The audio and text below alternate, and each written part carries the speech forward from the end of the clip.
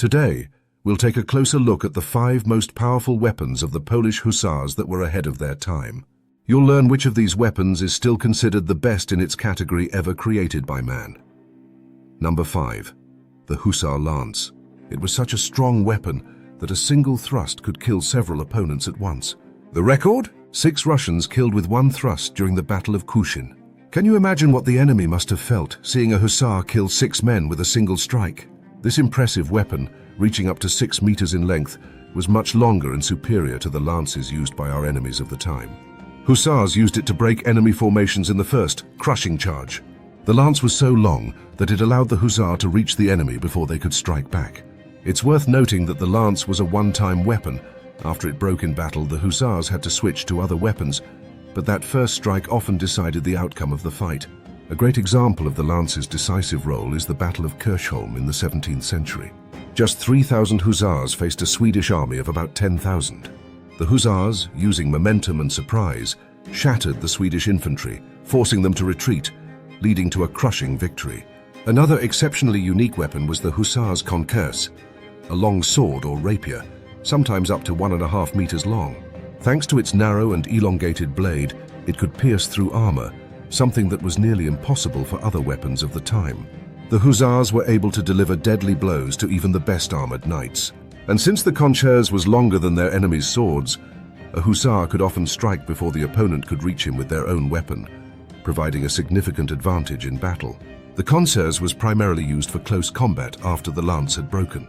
The Hussars wielded it in encounters that required precise, powerful thrusts capable of piercing the heaviest armor. The Battle of Chokim in the 17th century, where the Hussars faced overwhelming Ottoman forces, is one example where koncerz proved invaluable.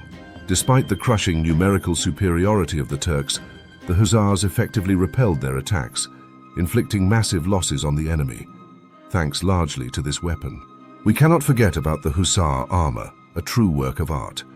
This light but incredibly durable armor consisted of a helmet, shoulder plates, a breastplate protecting the torso, and a skirt protecting the thighs and knees.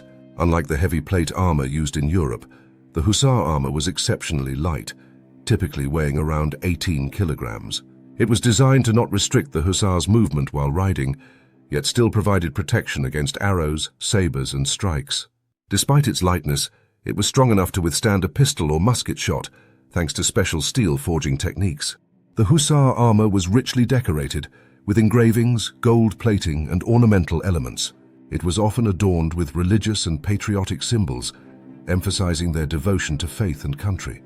This also had a psychological effect, as enemies could immediately see they were facing an elite force that fought to the end. In the Battle of Vienna in 1683, Hussar armor played a key role in protecting Polish knights from the overwhelming attacks of the Ottoman cavalry. The Hussars, attacking from the flank, contributed to the final defeat of Kara Mustafa's army, saving Europe from an Ottoman invasion. Now let's move on to the Hussar saber, probably the most recognizable symbol of Polish cavalry. The Hussar saber, also known as the Polish saber, was exceptionally well balanced, allowing for quick and precise cuts. It was an incredibly effective close combat weapon, allowing for swift maneuvering during mounted battles. The Battle of Kutyn, one of the most important victories in Hussar history, is a perfect example of how the Hussar saber could turn the tide of battle.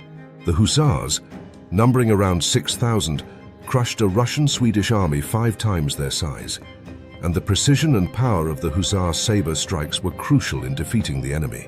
In 2010, Spike TV in the United States aired a documentary called Deadliest Warriors, where a group of experts tested various weapons and concluded that the Hussar saber was the best melee weapon ever created by man. So the Hussar saber had to wait over 400 years to earn this title. Can you appreciate the significance of that? Let me repeat. In over 400 years, despite the advent of modern technology, no better melee weapon than the Hussar saber has been created.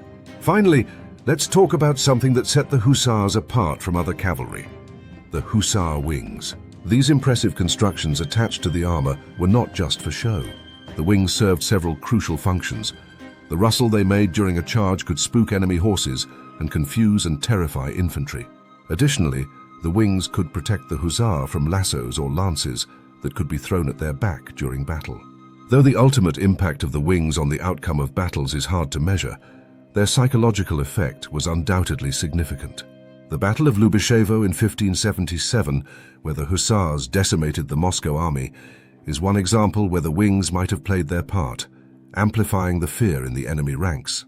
Each of these weapons played a unique role in the effectiveness of the Hussars, making them an almost unstoppable force. These masterpieces of warfare not only secured Poland's independence, but also made the Hussars legendary, a name still evoking respect and admiration today.